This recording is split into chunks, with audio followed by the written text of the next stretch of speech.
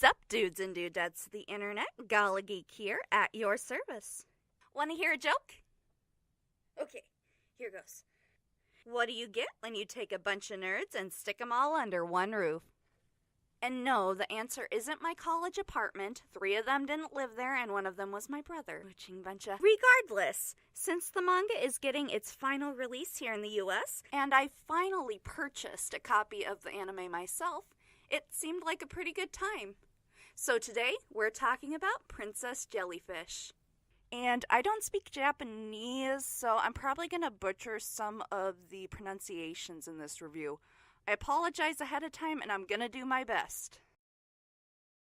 Princess Jellyfish, or Kuragahime, is written and illustrated by Akiko Higashimura. It was serialized in the Kodansha manga magazine Kiss on November 10th, 2008. The manga is licensed in North America by Kodansha Comics, Attack on Titan and Fairy Tail. That's where you've heard of them.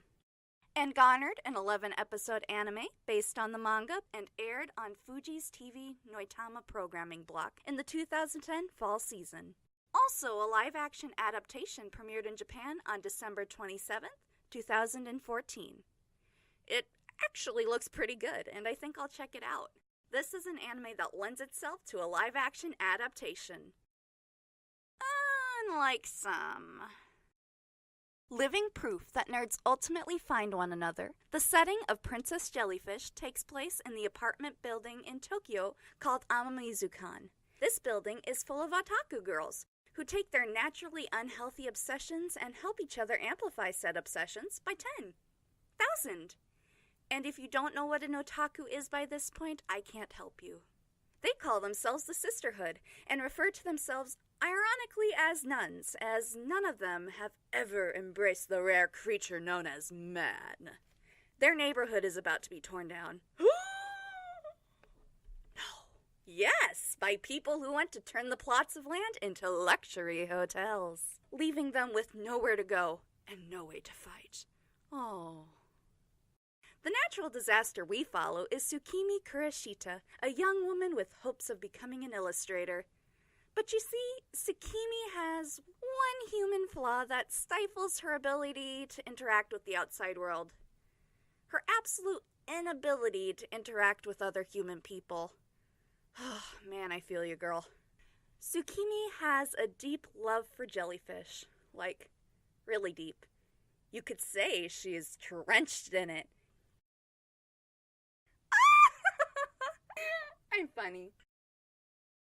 She fell in love with jellyfish as a little girl when her mother took her to the aquarium to see the jellyfish, where they agreed the tendrils of the jellyfish flowed like the lace of a princess's dress. And then, in anime fashion, the mom went on to die. Surprise!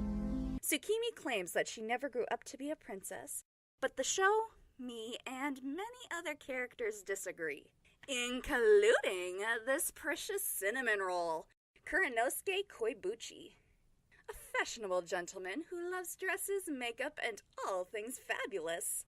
A, to get out of political obligations, understandable, and B, it makes him feel closer to his missing mother. Yeah, he's technically the illegitimate child of a politician whose brother may or may not have stumbled in on his baby bro being made. Whoops! Even so, Kuranosuke keeps his glossy-lipped and stylish head held high as he helps Tsukimi save Clara, a spotted jellyfish. Why did I clarify that? And welcomes himself to Amamizukan due to loving its retro design and finding the place and people charming. Yeah, this goes about as well as you think it would, especially since they hate men with a deadly passion. Good thing Tsukimi's got him covered. Oh boy! This show has a pretty large supporting cast. So, to list a few, we have Fro Train, No More Sugar Orcs, Dale Mama. That's weird, like, really weird. Virgin. Boobs don't work like that. And 2% Uncle Buck.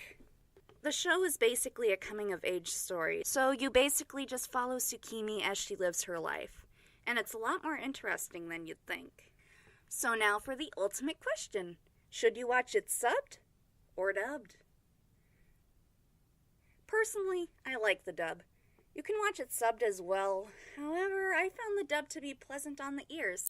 And while I was able to pick out a few prominent voice actors, they lend themselves to the roles well enough that it ended up not fazing me. This is a good sign, since I go on the record of not normally watching dubs. But Funimation did a good job with this. The voice direction, the actors, this was a work that just clicked. Just for kicks, let's see what actors voiced in other works. Oh no! Never be clean! You can watch the sub as well, but if you're looking for a show to play in the background as you work while still understanding what's going on, or need something to put on to make your parents think you're not crazy for watching anime, this is a good dub for you. And now for the music.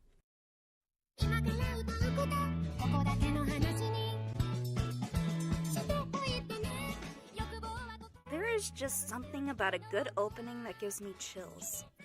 Now, I could dissect the whole opening as it just packed with references to classic film and nerd culture, but I feel that it would take too much time, so I'll save it for another day.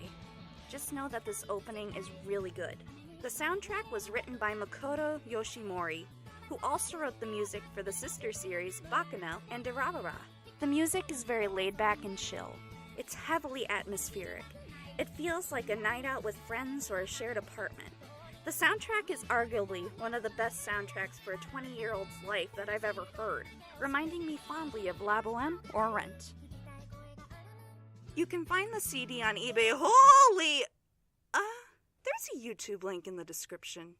You want to know what my favorite part of Princess Jellyfish is?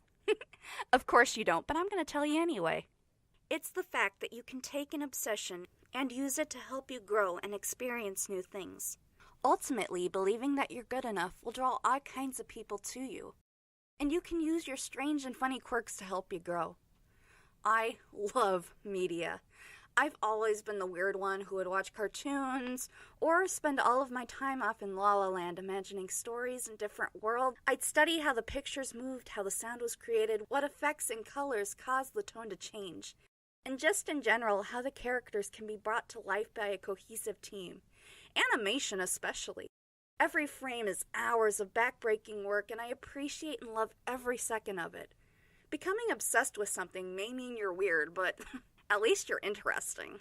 I appreciate how relatable this show is. These characters in this world just engulfed me, and I wanted to know what happens next to these characters. I haven't read the manga yet, but I know I'm really looking forward to it, and the fact that there's more for me to indulge in just gives me goosebumps. Princess Jellyfish is available to stream on Funimation's website, but unfortunately it didn't make its way over to Crunchyroll with the rest of the Funimation family. But good news! You can find a physical copy at the Funimation shop, Right Stuff Anime, Amazon, Walmart, Best Buy, eBay for your entertainment, and well, let's just say it's not a hard anime to get a hold of. Also, it's not going to break your bank. I got my copy for $20, a price I can get behind. Normally I cry when buying anime, but this may have been my favorite purchase. Actually, my favorite purchase was when I got Girls und Panzer and Dienstag Night for $10. Good times. I'll leave links down in the description. Alrighty, that's all I've got. If you like my unwarranted opinion, feel free to like and subscribe. And come and join me on other forms of social media. I love hearing different opinions, so having people come to talk to, debate with, I love it all. And if you have an anime you'd like me to review next, feel free to let me know down in the comments. And with all that, I hope you had a golly good time. See you next time.